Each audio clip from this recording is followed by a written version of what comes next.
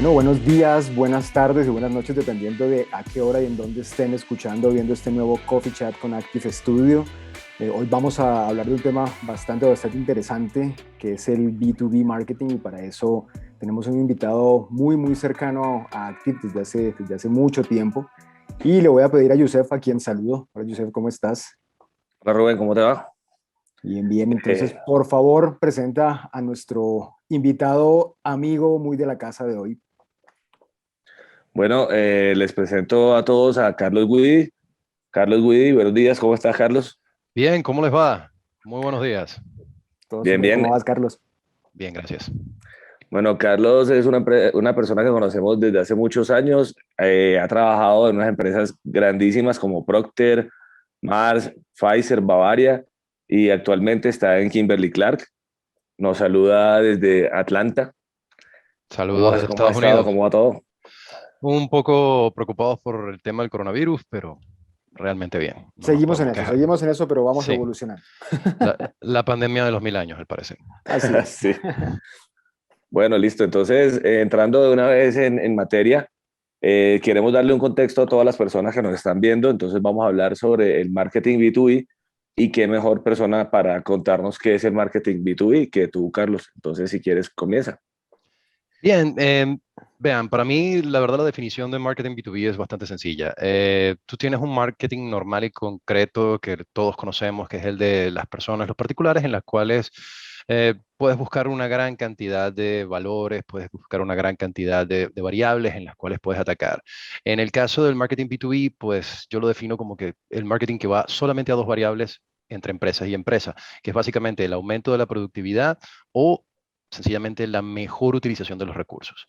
Básicamente, como ven, es algo un poco más racional. Tal vez cuando estemos hablando de un marketing para personas, empiezan a entrar cosas como la imagen, empiezan a entrar cosas como la moda, tendencias, etcétera. Realmente para el marketing B2B, puedo decir que está todo basado en dos pilares fundamentales: productividad y manejo de los recursos.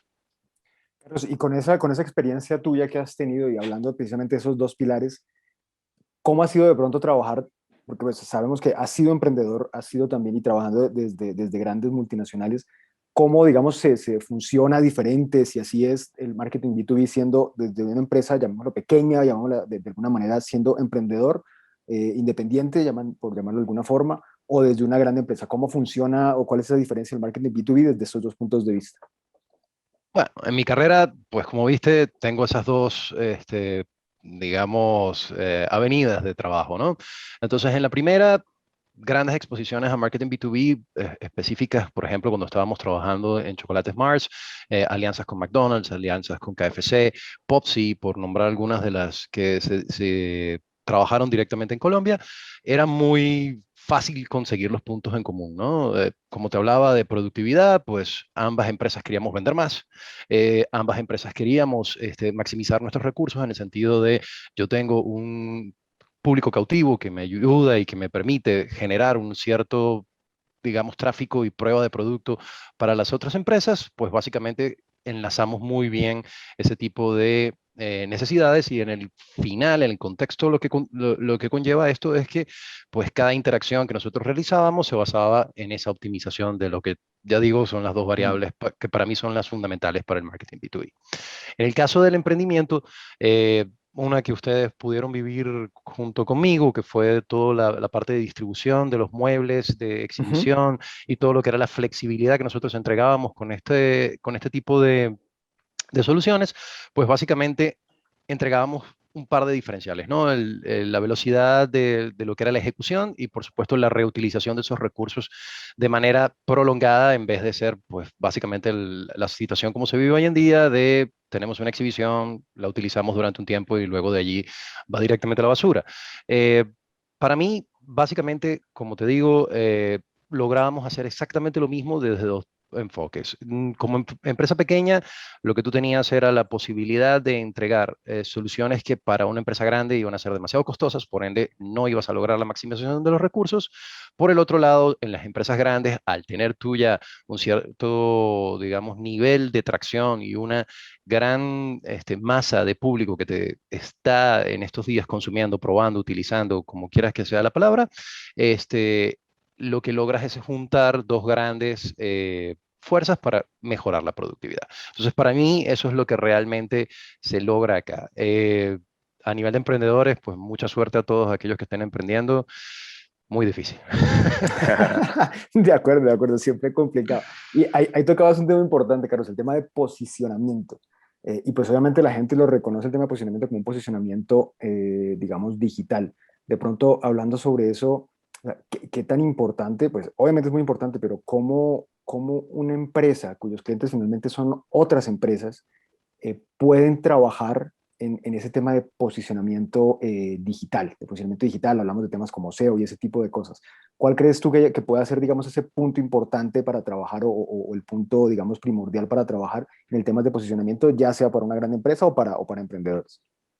Sí, la verdad es que no tienes que hacer ninguna distinción entre gran empresa y Ujú. emprendimiento. Los veo como realmente una misma situación, un mismo enfoque. Optimizar esos motores de búsqueda definitivamente lo que te permite es poner al alcance de tus potenciales clientes tu solución. Ok. Am, Definitivamente hay demasiada competencia en el mercado. Lo que tú puedes ver es que más de una empresa puede darte la solución que necesitas. Entonces, este, digamos, posicionamiento dentro de los motores de búsqueda lo que te permite es tratar de llegar primero, tratar de ser el más auténtico a la hora de entregar, digamos, la primera respuesta, que es de la que va a generar el estímulo para que seas tú uno de los posibles candidatos a ser considerados o inclusive Ajá. desde el punto de vista seleccionado. Eh, es definitivamente uno de los más grandes retos. Si quieres, te coloco un pequeño ejemplito que Por siempre favor. utilizo con las personas con las que tengo que hablar de esto. Coloca el nombre de cualquier país en cualquier motor de búsqueda. El primer resultado que vas a obtener siempre es Wikipedia. Teniendo semejante poder detrás, te podrás imaginar qué es lo que tiene que hacer una empresa para que el día de mañana el gobierno, digamos el de Sudán, por utilizar un país un poco País aquí lejano. cercano. Ah, este, ¿qué empresa que quiera traer, por ejemplo, turismo de Sudán o que quiera hacer algo, le puede ganar a Wikipedia? ¿Qué debe hacer? ¿Cuáles son las diferentes optimizaciones que debe hacer dentro de ese motor de búsqueda de manera tal de que el nombre del país no sea asociado directamente a la enciclopedia, sino que realmente sea asociado a tu solución? Y ahí sí está bien, bien complicado, porque es que Wikipedia ya es una eminencia, el posicionamiento que tiene es gigante. Ujú. Pero entonces ahí cuéntanos cómo funcionarían de pronto las redes sociales. Ya sabemos que no son las redes comunes para un negocio que va directo a cliente final, a B2C, Consumidor, claro. sino cómo Ujú. sería aquí hacia el B2B, cómo Bueno, manejar la red. ustedes en su experiencia propia saben que en las redes sociales ustedes regalan datos, ¿no? En el sentido de que básicamente entregas todo el comportamiento, tus gustos, que son, cuáles son tus amigos, a dónde vas, inclusive les puedes dar data en tiempo vivo de qué tan cerca estás de las diferentes opciones que hay en el mercado. Eso nosotros también lo utilizamos dentro del ámbito en B2B. Lo que ocurre es que no lo usamos como data pura, específicamente como si mañana fuésemos a hablar con Rubén o contigo, Yusef, no es que te vamos a buscar específicamente allí, sino lo que vamos a tomar es esa data y la vamos a empezar a correlacionar con otro tipo de cosas. Entonces, empezamos a tomar tu perfil, tu posición dentro de la empresa, las empresas vinculadas a tus empresas. Entonces, ahí no solamente es que utilizamos una red social para tratar de Ujú. crear ese marco de metadata que va a utilizarnos, que va a utilizar toda la estrategia de mercadeo para poder ejecutar toda digamos, la parte real de la venta. Entonces, utilizamos redes como LinkedIn para entender cuál es tu posición social, entendemos también tus hábitos de consumo a través de Facebook, entendemos tus conexiones a través de las empresas, a través de WhatsApp, etcétera. Con todo este cúmulo de cosas más, análisis de tendencias, más todo lo que está ocurriendo en precios, mercado, dinámicas, pandemias, todo esto se coloca dentro de la gran estrategia y lo que obtienes es una posibilidad de los diferentes canales en los cuales es realmente válido empezar a contactar con los generadores de esa compra. Porque al final de Ok. cuentas, tú cuando tienes una venta en B2B también tienes una disociación total. Primero, el dinero no es tuyo, el dinero es de la empresa. El dinero de la empresa. Entonces, técnicamente hablando, es como indoloro. podríamos decirlo así. Yo hago una compra en la cual lo que realmente estoy es sacrificando mi reputación personal, profesional, Claro. disculpen, no realmente mi dinero. Y segundo, pues es como les dije antes, una venta mucho más racional. Entonces yo trato de siempre justificar ese tipo de inversiones, porque al final son inversiones, de manera tal de que tenga todos los datos posibles. Entonces, realmente las redes sociales, ¿para qué nos sirven a nosotros desde el punto de vista de estrategia de mercadeo? Es para tratar de llegar hacia las personas que son realmente los decisores de compra con la mayor cantidad de datos en el mejor momento posible. De alguna manera, Carlos, y pues me corriges, sí, o sea, al final, aunque estemos hablando de venderle a una empresa, al final es una persona la que decide. O sea, finalmente son unas personas y no solo las personas son las que deciden, sino que cuando se habla muchas veces de nicho, la gente piensa que de pronto un nicho es, por ejemplo, como hablábamos ahorita, un nicho es mobiliario. Y verdaderamente el Ujú. nicho son las personas que tienen cierta necesidad, deseo o simplemente un problema para resolver. Son personas, a la verdad, las que finalmente terminan definiendo un nicho que se puede, digamos, analizar dentro del mercado. Si son personas, ¿cómo lograr esa, o es más bien esa tendencia también como en el B2C a una, digamos, hiperpersonalización, por llamarlo de alguna forma, de la manera en que se acerca el estudio de la data para encontrar esas personas? Sí, lo que dices es correcto. Definitivamente el mensaje personalizado es tal vez de las cosas más importantes que vas a tener que desarrollar dentro de la estrategia de mercadeo. Ah, a veces es supremamente sencillo, específicamente en B2C tienes que cumplir lo prometido, tienes que cumplir los plazos, tienes que cumplir con Ujú. los costos. Eh, los parámetros, como te dije, son un poco más racionales. Tal vez no hay, digamos, ese efecto wow cuando tú pides un zapato nuevo por internet y cuando lo sacas el olor a nuevo. Todo ese tipo de cosas, digamos, que desaparecen en este Ok, sentido, de esa gran cosa espectacular que tú tienes en el momento del contacto con el producto. Acá es un poco más impersonal.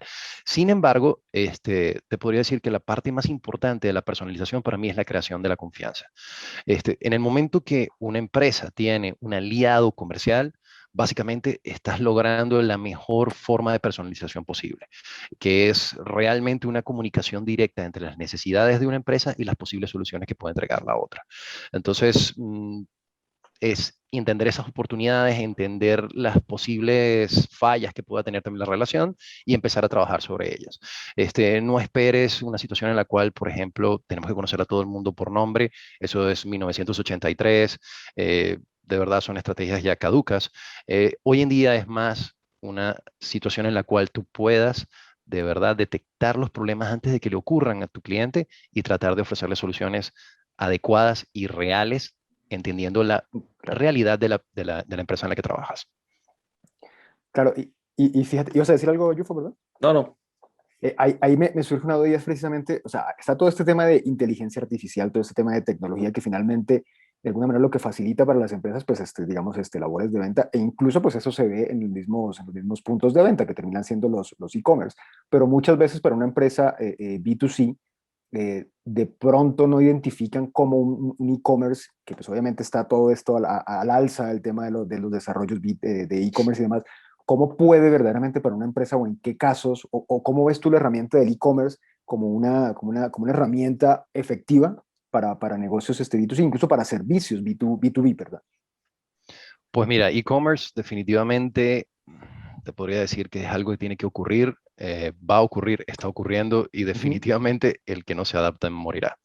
Exacto. Ah, ¿Qué nivel debe tener una empresa para ofrecer un e-commerce que realmente satisfaga a la otra empresa en la cual está haciendo negocio?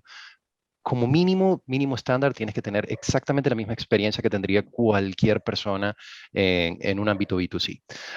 Si yo soy capaz de entrar, ver cuáles son mis órdenes, entender si las puedo cancelar, que me devuelvan el dinero prácticamente al mismo momento que hago la cancelación, puedo en tiempo real saber dónde está.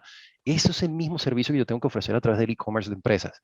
Cuidado si no mejor, en el sentido de que debería ser predictivo a la hora de entender que según tu nivel de consumo, pronto vas a llegar al punto en donde vas a tener problemas de quiebre de inventario. Te puedo solucionar este tipo de problemas teniendo esa inteligencia artificial que estabas comentando, que permite analizar esos datos, porque eh, al final de cuentas lo que tú tienes que esperar con el e-commerce es tratar de entregarle a las personas, como estás diciendo muy bien, son personas al final tratando de solucionar problemas de personas, eh, entregarle el valor de los datos. No sirve de nada tener la información. Yo puedo tener en mi computadora absolutamente todos los datos. Ahora, ¿cómo los interpreto? Es el valor correcto, es lo que realmente puedo a través de la inteligencia artificial y el e-commerce generar una real propuesta de valor que para ti sea algo que es prácticamente imposible de rechazar. Entonces, si tú tienes el poder del análisis de los datos, tienes el poder de entregarle soluciones diferenciadas, personalizadas, básicamente englobando todo lo que tenías anteriormente, le permites mejorar la productividad y el mejor manejo de los recursos a las demás empresas. Entonces, como te digo, todo al final de cuentas se va encadenando, pero mañana te diría que tienes que tener en el e-commerce por lo menos la misma experiencia que tienes hoy en día con una venta B2C. Sí, es que eso es como extraño que estemos hablando de que es algo como tan frío, la venta tan racional, tan a secas, así sin Sí, generar sí, de acuerdo. ese amor que quieren generar las marcas hacia ellas. Pero aquí le estamos diciendo a la gente, sí, toca tener esa misma frialdad, pero al final toca tener una experiencia cercana porque finalmente pues son personas las que van a hacer la compra y las personas siempre van a tener un tema de emoción, un tema de experiencia, un tema de sensaciones y ese tema de la confianza que tú nos dices. O sea, ustedes generan la confianza por medio de un buen servicio, de una reputación, de una data, pero al final la persona también quiere tener una experiencia como si estuviera él mismo comprando el producto y usando el producto en un almacén. Entonces, es como que difícil que le digan a alguien de marketing, bueno, tienes que ser frío de calculador y lleno de datos, pero también tienes que ser un vendedor así que le llega al corazón a tu cliente. Rarísimo. Es una mezcla bastante particular, no te voy a mentir. Sí tienes que tener una parte racional importante, tal vez en el mercadeo tradicional a personas puedes inclusive con arte, con imágenes muy bonitas, con algún tipo de acercamiento frente a valores culturales, puedes inclusive llegar a finalizar la venta sin mayor inconveniente. Eh, en B2B, yo te diría que si no tienes una parte racional por detrás, particularmente las probabilidades de fracaso son altas. No digo imposible, hay unos vendedores que realmente logran unas hazañas increíbles. Sin embargo, pues al final de cuentas todo se traduce a la empresa como tal, es un ente que no debería tener corazón, no debería tener, es meramente razón, porque la empresa al final de cuentas tiene un fin que ojalá sea el de generar lucro o de generar algún tipo de bienestar social. Por ende, si no llegas a ese fin último, como que la empresa no tiene sentido. ¿Sabes? Una persona puede disfrutar del placer de un muy exquisito vino o de la confianza que le da el utilizar cierto tipo de ropa. Una empresa, Claro. si no genera ese fin último, pues básicamente no tiene razón de existir.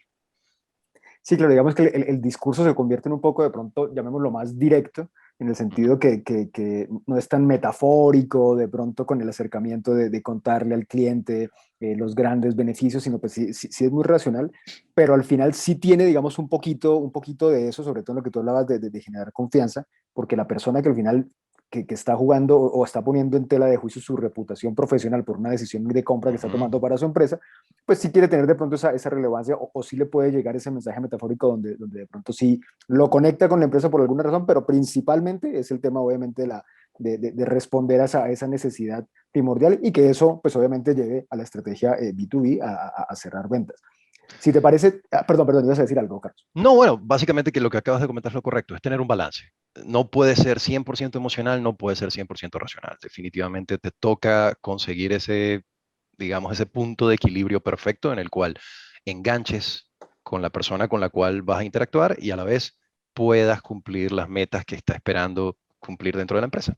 Sí, es que creo que ahí tú has tenido como parte de los dos mundos y hasta tres, porque incluyo ahí la parte de emprendimiento, que es como un toque aparte, porque uno no maneja los recursos, ni la reputación, ni todo el poder que tiene una gran corporación, pero a ti te ha tocado temas en los que te toca armar festivales Ujú.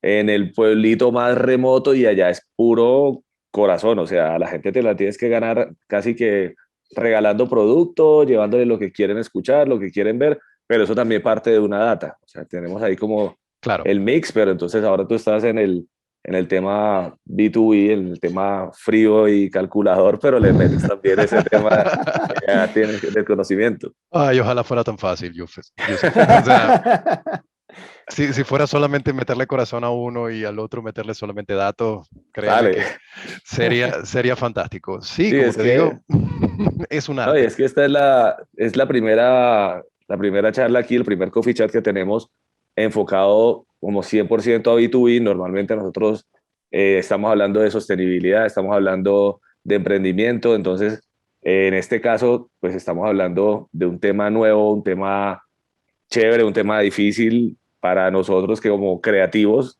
nosotros que hemos ya trabajado en campañas contigo, como que el tema Ujú. que uno le baje la creatividad así un poquito como que coge la suave, eso no va a pasar por allá.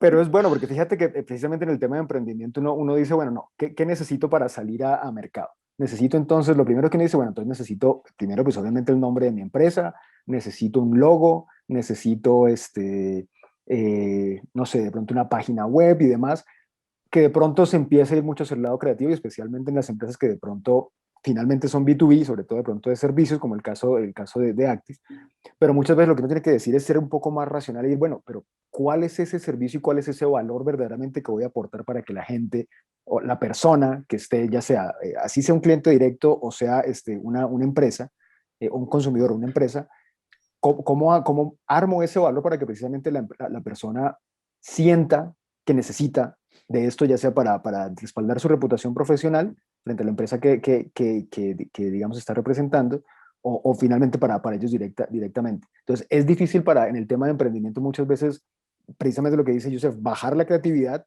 cortarle un poquito a la creatividad, ser un poquito más racionales y decir, bueno, vamos allá, analicemos el mercado y así, digamos, podemos empezar a entrar en crear así sea una pequeña estrategia B2B, que era lo que quería proponerles. ¿Qué les parece? Ujú. Pues tenemos algunos términos y nos gustaría ¿Vale? decirte los, Carlos, para que tú nos dijeras, bueno, de pronto priorizarlos y nos comentaras un poco qué tan importantes son para la construcción de una estrategia B2B, pensando en grandes negocios o pensando en pequeñas empresas que tengan niveles de servicio. Entonces, voy a Vale. empezar por la primera, propósito de la empresa. Bien. ¿Puedo sugerir un pequeño cambio? Sí, adelante. ¿Vale? Que en vez de ser propósito sea propuesta de valor. Porque al final Maravilloso. de cuentas, sí, tú tienes un propósito, una misión, una visión, tienes una razón de existir. Pero al final, si por ejemplo estamos hablando para situaciones en el marketing B2B, lo más importante es qué me vas a ofrecer a mí que realmente me funcione. Entonces, sí, tal vez tendría que poner hasta inclusive de primero Mm. de todo el listado, sería la propuesta de valor a la cual yo voy a estar accediendo. Ok, ok. La siguiente, Yufo, ¿las tienes ahí? Sí, sería experiencias humanas. Experiencias humanas importante, como te digo, tal vez como una importancia media, en el sentido de que, como te digo, no es el marketing que nosotros conocemos en el cual tiene que llegar la persona y te conozco, hola María, hola José. No es una parte de la experiencia como tal humana en el sentido de la cercanía, es más por la parte de confianza, es más por la parte de ver cómo podemos generar un vínculo que realmente sea sólido. Entonces, no es vivencias, es más experiencia en el sentido de cómo podemos hacer funcionar esta relación laboral. Ok, la siguiente es que la hablaste hace un rato, confianza. La más importante, definitivamente. Tienes la propuesta de valor que es importante, la confianza es aún más importante. Si tu propuesta de valor básicamente está basada en mentiras, no vas a llegar a ningún lado. Ok, ahí cómo veríamos la participación del cliente final. Participación del cliente final, ¿en qué sentido? ¿En Sí, la utilización del recurso que tú estás entregando Sí, o cómo lo ves? sí, dentro de tu estrategia de marketing B2B, en qué consideración o en qué está la experiencia del cliente final? La experiencia del cliente final, podría decirte que está por encima de lo que hablábamos de las experiencias humanas, tal vez por debajo de la propuesta de valor y definitivamente lo más importante sigue siendo la confianza, perdón que sea tan reiterativo, pero sí, al final de cuentas tú inclusive puedes lograr que la experiencia no sea tan adecuada. Si tú estás solventando un problema que realmente es muy importante para la empresa a la que estás entregando esta solución, puedes hasta lograrlo. No es lo mejor, pero podríamos decir que es algo que se puede ir mejorando con el tiempo. La siguiente que tenemos dentro del listado es generación de alianzas. Generación de alianzas, yo lo coloco al lado de la confianza, son para mí dos cosas verdaderamente parecidas. Te diría que sí. Al final una alianza es eso, es un vínculo de confianza en el cual los dos interlocutores pues al final obtienen algún tipo de beneficio. Entonces, Sí, ahí, arribísima. sí, ahí los dos, o sea, como que tú terminas tratando de volverte un aliado de tu cliente, no solamente tu cliente, sino un aliado. Entonces es Sí, no importante es eso. una fuente de dinero nada más. O sea, Ujú. esa es la otra. Entendemos que, por supuesto, al final esto es una transacción mercantil en la cual yo te entrego un cierto producto o servicio y tú me entregas a cambio algún tipo de recurso. Eh, ok, superemos esa etapa. Al final de cuentas, lo que, lo que necesitamos es que esto sea realmente algo en el cual tú obtengas un beneficio y yo también. Sí, hay como otro término que tenemos es la agilidad. ¿Cómo la ves ahí? Agilidad importante para las empresas. Afortunadamente, la agilidad no es instantaneidad, que es tal vez algo que ocurre mucho en el consumidor. Eh, Siempre hay tiempo para analizar las diferentes propuestas, siempre hay un poquito de tiempo para eh, darle como una siguiente vuelta de tornillo. Entonces, te diría, ¿es importante? Sí, pero tal vez para mí es de los menos importantes en el sentido de todo lo que hemos hablado hasta ahorita. Una empresa puede darse el lujo de ser un poco lenta, si es que esa es la palabra, eh, pero si al final es concreta y entrega todo lo que se necesita y realmente lo estás haciendo de una manera correcta y estás realizando ese vínculo de confianza, te puedes nuevamente, como dijimos anteriormente, dar el lujo de ser un poco más lento. Ok, otra que teníamos es talento. Talento importantísimo, colócalo junto con la propuesta de valor. Para mí, bueno, tú lo expresaste muy bien, personas vendiéndole a personas. Eh, si no tienes por detrás una persona que realmente disfrute lo que está haciendo, que realmente entienda lo que está haciendo, que a veces no es lo más sencillo del mundo, y que realmente ejecute con excelencia todo lo que tiene que hacer, pues básicamente en ambos lados vas a tener una discordancia. Si desde el lado del comprador tienes falta de talento, pues obviamente no van a entender qué es lo que le estás proponiendo, no van a entender cómo las soluciones los van a ayudar, y bueno, ni hablar si desde tu propia empresa tienes ese problema, ¿no? Sí. Entonces, sí, talento va por ahí. Yo voy a agregar una que está fuera de la lista que me parece obligatoria para un coffee chat de Active Studio y es la sostenibilidad. ¿Cómo entraría la sostenibilidad aquí? ¿Cómo la ves que entra o cómo ha entrado en las empresas en las que has trabajado? Muy buena adición. Te podría decir que anteriormente era algo que se tenía que hacer porque las regulaciones te lo obligaban, si no, tal vez alguna multa, tal vez algún tipo de restricción a la hora de la venta. Hoy en día es parte fundamental de la estrategia de crecimiento de cualquier empresa. Tal vez podríamos decir que para los emprendedores es algo que puede llegar a ser un segundo paso, en el sentido de que lo primero y lo más importante es sobrevivir. Lo viví. Entonces podría decir que tal vez la sostenibilidad en ese momento pasa a un segundo plano, pero cuando estamos hablando de empresas ya con una reputación, con una confianza, con un nivel de propuesta de valor importante, definitivamente tienes que entregar esto que estamos hablando de sostenibilidad. Y sostenibilidad no lo veamos solamente con el marco de productos reciclables o con la utilización de plástico, etcétera. Realmente sostenibilidad es en todos los ámbitos, ¿no? De que realmente lo que estás haciendo es bueno para la humanidad, no estás en algún momento tratando de aprovecharte de los demás. Entonces, Total. sí, parte integral de la estrategia, parte integral de la propuesta de valor.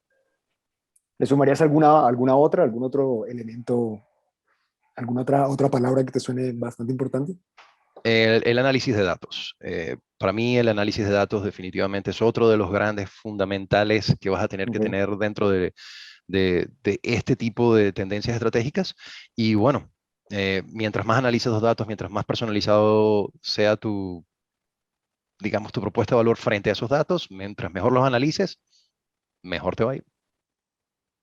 Excelente, pues a manera, digamos, de resumen, aunque nunca me gusta decir que estoy resumiendo porque pues ha habido demasiado para decir, pero creo que es de importante resaltar y sobre todo con este tema que tú hablabas de poniendo tan arriba la confianza y el tema de ser un aliado para los clientes B2B. Creo que una cosa importante que ojalá la gente que nos esté escuchando es entender que son personas, aunque estemos hablando de una estrategia B2B que normalmente tiene una, digamos, una generación o el desarrollo de esa propuesta puede ser más racional, al final son personas las que están recibiendo esa propuesta y si entendemos que son personas vamos a poder identificar de pronto un nicho y dentro de ese nicho podernos mover y generar, digamos, algún tema de negocio. No sé si les parece una buena, mala o cercana resumen y para ir cerrando el coffee chat de hoy. Bastante cercano. No, no lo veo para nada equivocado. ¿Algo más Bueno, que le no, quieras decir entonces, a la gente algo más que que está quieras escuchando? comentarle a la gente, que quieras hablarle a tus colegas, tanto emprendedores como eh, las personas que trabajan en B2B, como las que trabajan en B2C. Pues a los de B2B, suerte en estos tiempos de locura mundial. Definitivamente lo que tenemos que continuar es buscando esas soluciones que les permitan a las empresas, incluso a algunas sobrevivir. A los emprendedores, muchísima garra, muchísima fuerza. Es dificilísimo, especialmente en Latinoamérica, es uno de los retos más importantes y de lo más fundamental que vamos a necesitar continuar haciendo para reactivar la economía luego de estos tiempos de locura. Y para el resto de personas, pues espero que hayan disfrutado. Muchas gracias, Carlos. Ojalá, pues seguramente vamos a tener una segunda charla sobre este tema de B2B que es bastante amplio y estaremos hablando sobre todo nuevas tendencias que vengan. Muchísimas gracias por tu tiempo y gracias por todos los buenos conceptos que nos diste y ojalá la gente los pueda aprovechar bastante. Vale, y si tienen alguno sobre sostenibilidad como un tema en específico, me encantaría también tener la oportunidad de participar. Viene pendiente, claro que sí. Bueno, Muchas muchas gracias, gracias a Carlos. todos por escuchar, por ver este coffee chat. Les dejamos nuestras redes para que nos sigan, para que compartan. Si quieren hacer alguna pregunta, todos nuestros canales, todas nuestras redes están a su disposición. Y bueno, muchas gracias, Carlos, muchas gracias, Rubén. Que tengan un muy buen día, un feliz intermedio de semana sería esto. Ya estamos Más o como a mitad de menos. semana, Ujú, sí. ujú. Todo Feliz depende de resto de cuándo semana. arranca. Bueno, y a Gracias, todos Carlos. entonces lo mismo, que hayan aprendido mucho. Chao. Gracias. Gracias, Hasta Carlos. luego. Chao, que estén bien.